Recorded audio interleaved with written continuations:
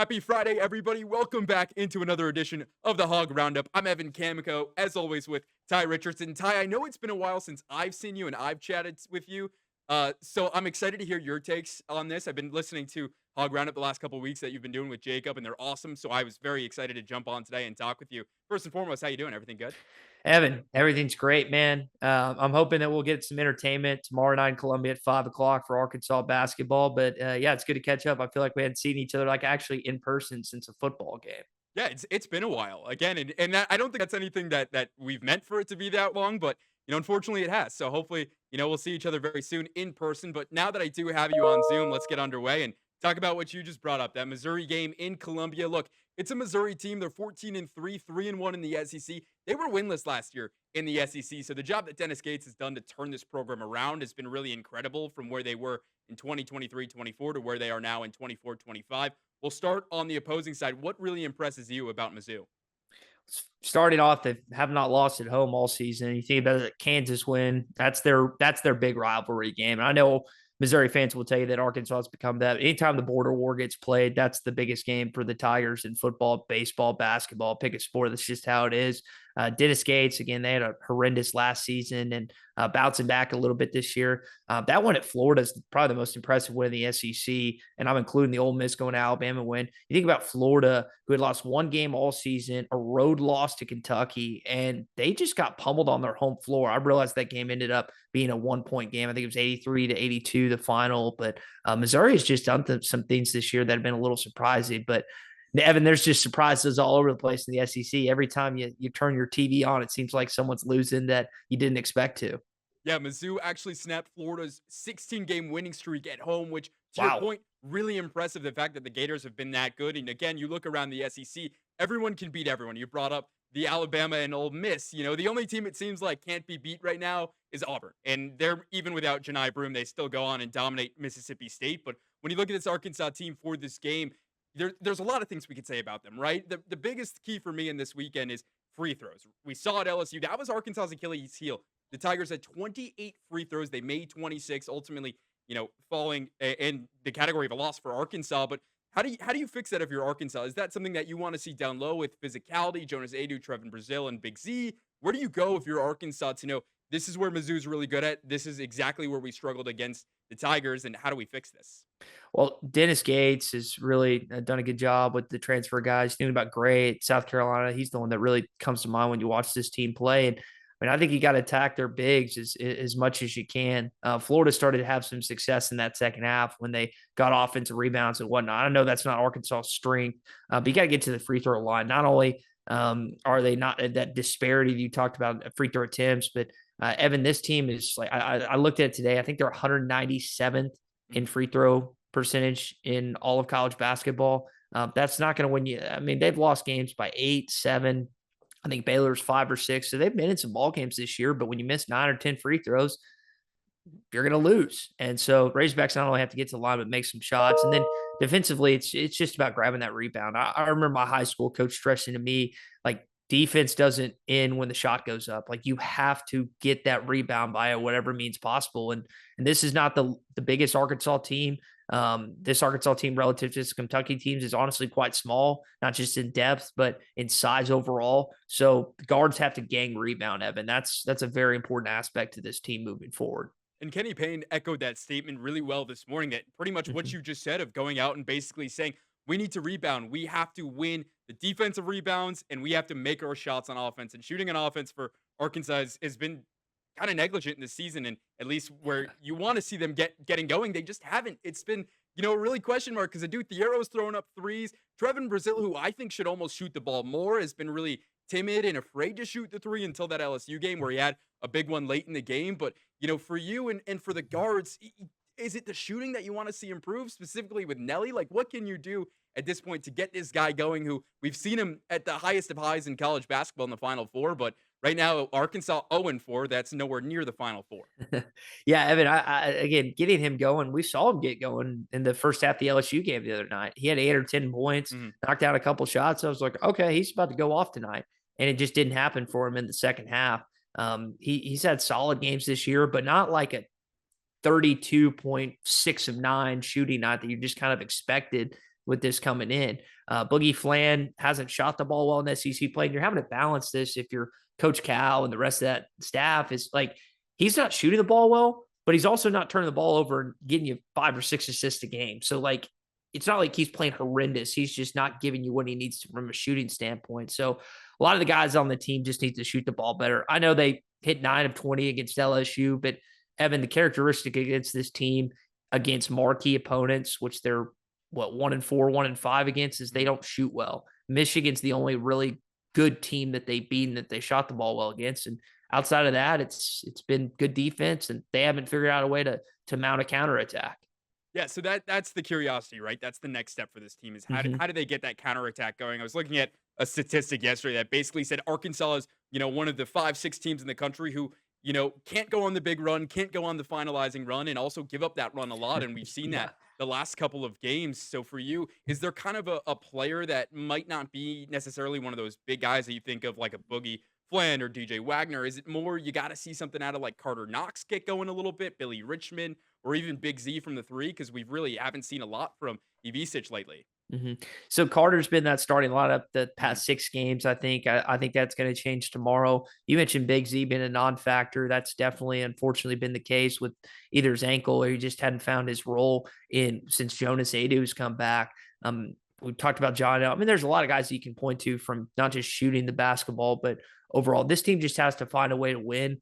We had Coach Tom Crean on this week, who's ESPN college basketball analyst, formerly head coach of Georgia, Marquette, and also Indiana. Mhm. You know that very My well. I alma don't know mater. why. I don't know why I'm giving out his labels as a Hoosier grad. But what Coach told us is like once you actually get that win, it's like this 40, 50-pound weight is taken off your back. I don't know if it's going to happen in Columbia tomorrow, a place that the Tigers had lost all season, but I do think we'll see some strides. So I'm not saying this team's going to the NCAA tournament because I think that'd be a bridge too far, but I do think you'll see some improvement once this team actually wins a ball game, which I didn't think we'd be having this conversation, Evan, Yeah. 4 games into conference play, but here we are nevertheless on Hog Roundup.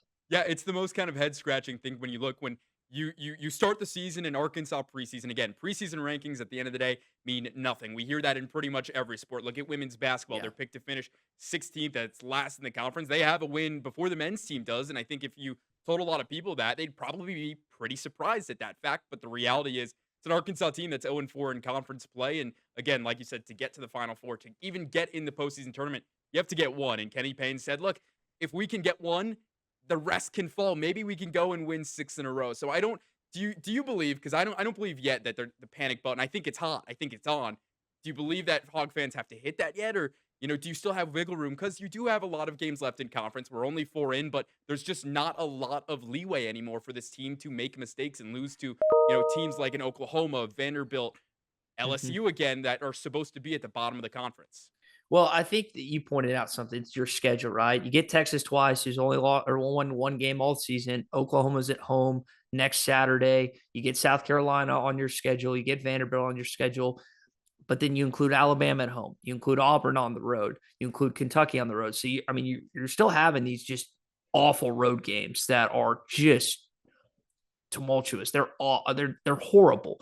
But you do have some games that the teams aren't just like, man, they're going to blow your doors out. Like LSU didn't blow their doors off. Arkansas just choked it away the other night. I mean, that's the game you should have won. At the very least, you should be 1-3 in conference right now. There's no excuse Mhm. for losing to LSU. I don't care if that game was on the road or not. And now you just got to have to figure it out. I think the real question we have to ask ourselves, Evan, since it's you and me talking, two grads of 2 different schools, who's having a worse time right now? Fans in Bloomington, Indiana, or fans in Fayetteville, Arkansas?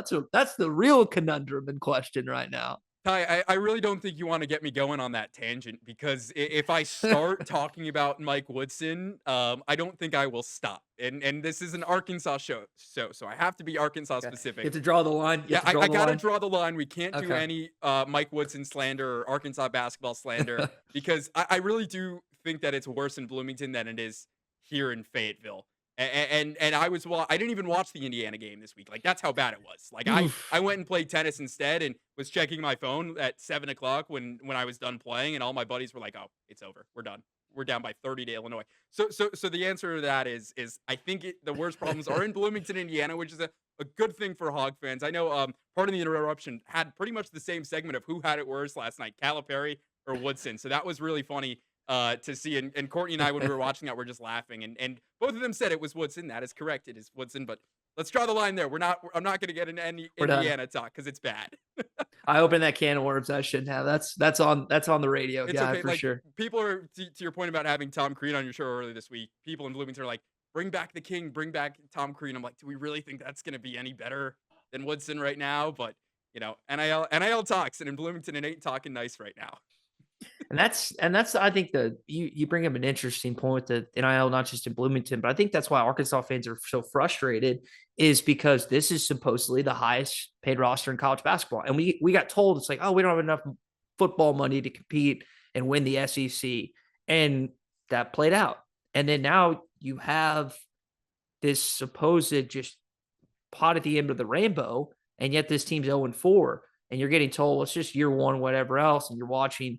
I mean, I can't take my eyes off what Mark Pope is doing at Kentucky. And I realize that they're 3-1 and Arkansas's 0-4, and maybe this looks a lot different after 18 games. But right now, watching them have success makes me want to hurt myself. Like, it's painful. And we don't want you to do that though, Tye. No, I know. I stay away from that, but it's so I'm as I know you're supposed to be in the media industry. You're not supposed to be biased, and you're supposed to be down the middle. But I'm just not. Like, I grew up here, love the university, went to school, and everything else. And I know last year was rough on Arkansas fans, the way that season went down, final year of Eric Musselman.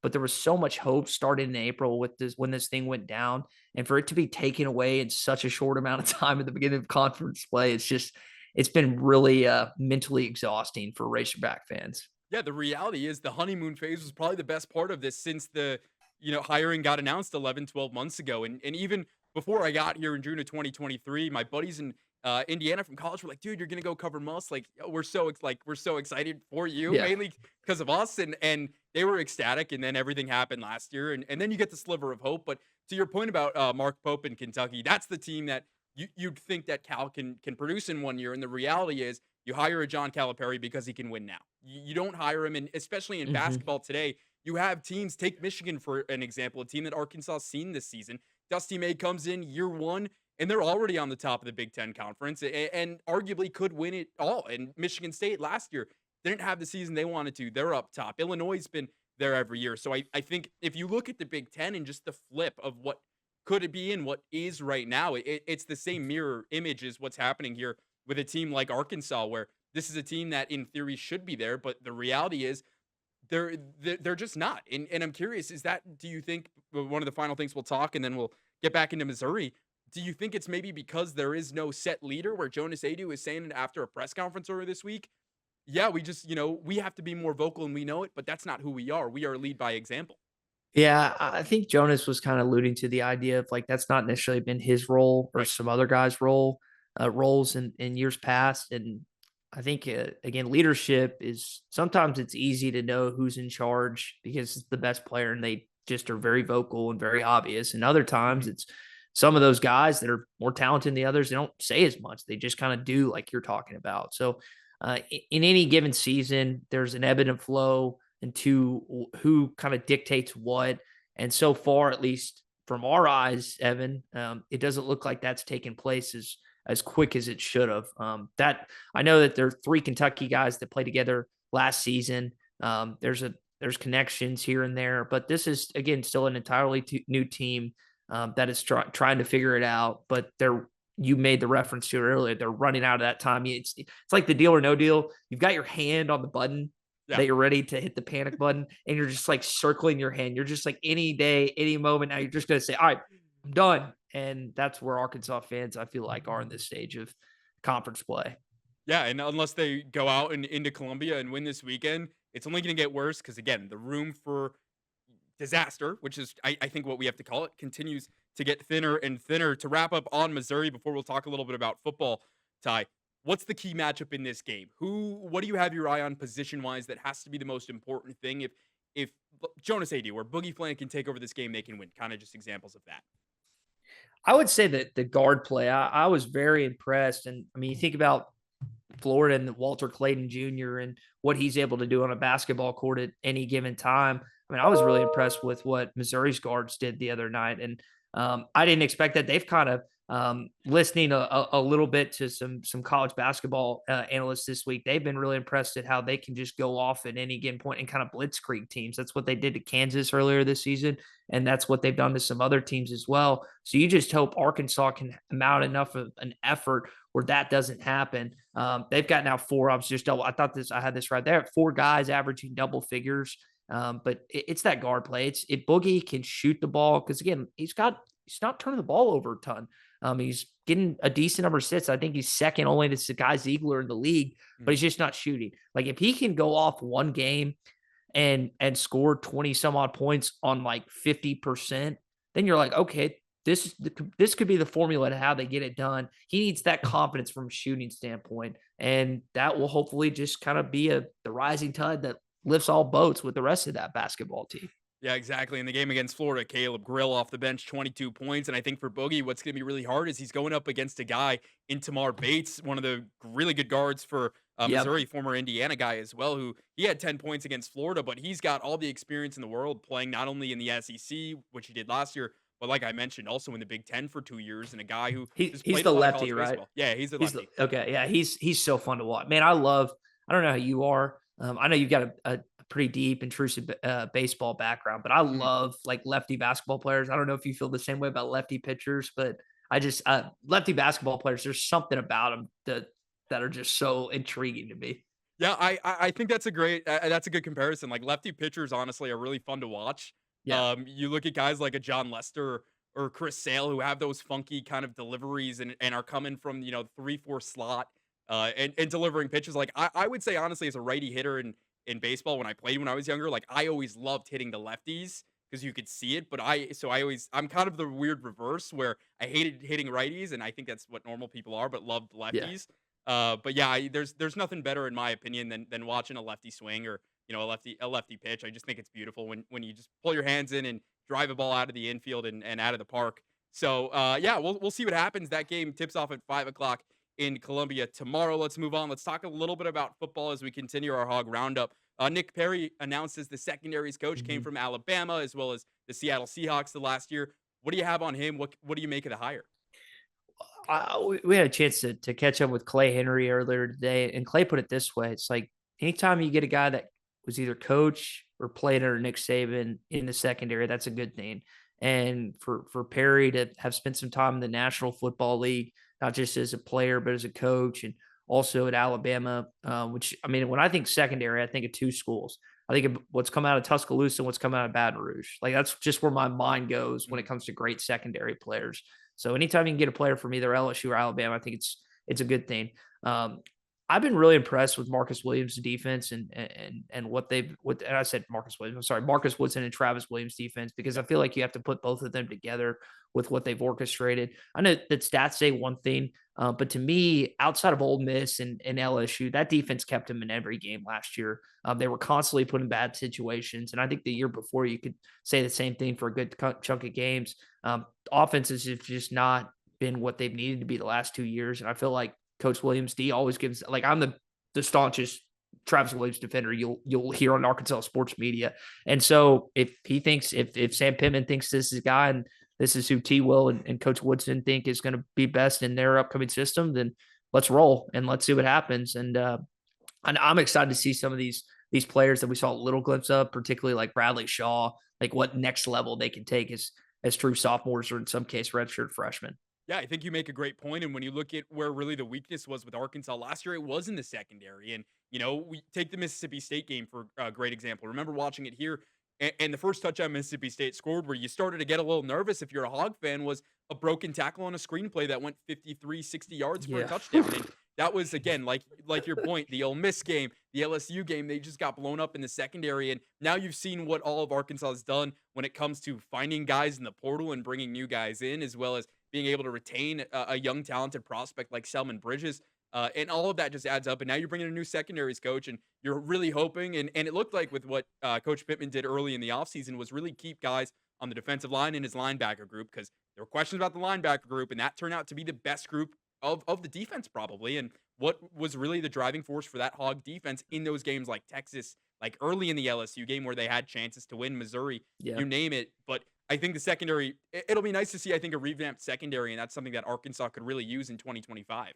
And I felt like 2 years ago they had a better secondary with like Snacks Johnson. Mhm. I thought I'm blanking on the other Baylor kid that Mc played in Not McGlothern.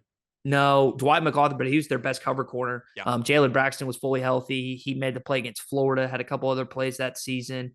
I felt like it's going to drive me insane. I forget that other Baylor kid. But yeah, that McLaughlin, they just didn't have like that lockdown cover like Nudie 2 years ago. And if they can find that guy in the needle in the haystack or whatever, they're going to be much better off in the secondary. Yeah, it should be really exciting to see. Again, we won't really get any glimpses of the football team till spring football rolls around in a little bit, but news is always welcome news. So nice to see the Hogs finally filling in all their head coaching positions and assistant coaching positions, I should say. Head coach has been filled for about 6 years now. So that'd be a whole other thing if we found out a head coach was fired. But Tye, before we go, let's talk a little bit about baseball. We heard from Dave Van Horn the other day. What impresses you and what are you most excited for about this season? He talked about this team's drive. I know that he's frustrated how the last 2 seasons have been at home, TCU, and was it K-State that ended him? No, it was SEMO. Help me on this. It was, Well, K State and SEMO. SEMO yeah, ended up K-State. K State. They lost the Hagen game, and then SEMO knocked them out the next day. Yeah, and TCU the year before. Mhm. So this is not how this team, this organization is wanting to do it. Like they have a standard, and they haven't met it the last 2 years. And regular season um, at some point gets forgotten, and you have to balance that out with how much success they've had. But they're trying to get back. Kendall. That's one of the reasons Kendall Dix came back, not just the injury he was dealing with, which we weren't aware of till like late in the season, after the season. Give him credit for battling back. It's like he doesn't want to go out like that. There's a lot of guys on this team that are either newcomers. Think about Bidle, Shees, Root, some of these other dudes. They're coming in, and you're just like, all right, you're going to be a big part of this team. Like, what are you going to be worth the hype? D1's got you at number 5. Perfect Game's got you inside the top 15. I mean, these are things that it's kind of like you're kind of where this team is. But I enjoy listening to him. Anytime he talks preseason, postseason, his postseason press conference is like my favorite of any coach. Just because I feel like he gives you some of the most honest takes of any coach on this campus. So I'm excited for baseball season. I know you are too. I'm not going to go to that first game when it's freezing cold in February, dude. I Like don't blame no you. shot. That was we'll probably be there, but I remember doing it last year, and I was excited for baseball, and then all of a sudden, like, and I wasn't even dressed right. Like, I was in a sweatshirt, like a golf kind of quarter zip, didn't have Okay, gloves, didn't have a jacket, and was bruh. just freezing outside because we had to stand above and film the game, and I'm just like, man, this is cold. Do live shots after, and so Uh, hopefully the weather is nice. It hasn't been that nice the last couple of days, or really the last week or so. It's gotten weirdly nice the last few days, but enough weather chat. Baseball season right around the corner, February 14th, first game against Washington State. Tye, anything that we missed that you want to touch on real quick before we wrap? Man, we got a good national championship game hopefully ahead of us on Monday night. It's awesome. And you get the NFL playoffs. By the way, are you Jets, Giants? Who's your Bears? Who's your No, team, Evan? I'm a Bears fan. It's Okay. weird because I'm from the New York area. I'm from New Jersey, but my Yeah. mom's a Packer fan and my dad's a Bears fan because Okay. he's my dad's from Chicago. So I am all Bears unfortunately right now, or fortunately, Okay. I don't know. Well, we'll I just hate see. the Bears. We'll see if you guys win the Ben Johnson sweepstakes or I'm whatever so happens. I'm so nervous for that. Okay. I'm But yeah, s- no, we got a great sports weekend. That's the takeaway. Right? That's what I leave you with is, I mean, you get playoff football Saturday, Sunday, national championship on Monday, Hogs play at 5 o'clock. I mean, from a sports weekend standpoint, this is great. I can't wait. Absolutely. Not to mention track and field going on today as we're filming this. You've got gymnastics tonight as well against Mhm. Auburn. So, like you said, it's just a great weekend, and it's kind of nice because we've hit that time where it's no longer, we're just sitting around waiting for like one basketball game a week. Women's basketball Yeah. also plays on Sunday against Alabama. Chance to get their second win in conference play. So, real quick before we go, gotta know. I mean, Jacob's our Notre Dame guy. He's up here talking about Notre Dame all the time. You got the Buckeyes or the Irish? I'm going to take the Irish to cover. They've lost a lot of guys, and I'm in our office right now where one of our coworkers is a massive Notre Dame fan, but I don't I don't think they. I hope I'm wrong. I want Notre Dame to win, but I think the Buckeyes take it at the end, unfortunately. I can't believe I'm saying this. I agree with you. I just want everyone to have fun. And if they don't, it's okay. So Oh I'm just man. hoping for a good weekend of sports here in Arkansas, here on campus, around the SEC as well, and the NFL and the rest of college football. Tye, it's been fun. That is gonna do it for your Hog Roundup with Tye Richardson. For Tye Richardson, I'm Evan Camico. We'll see you back here next Friday.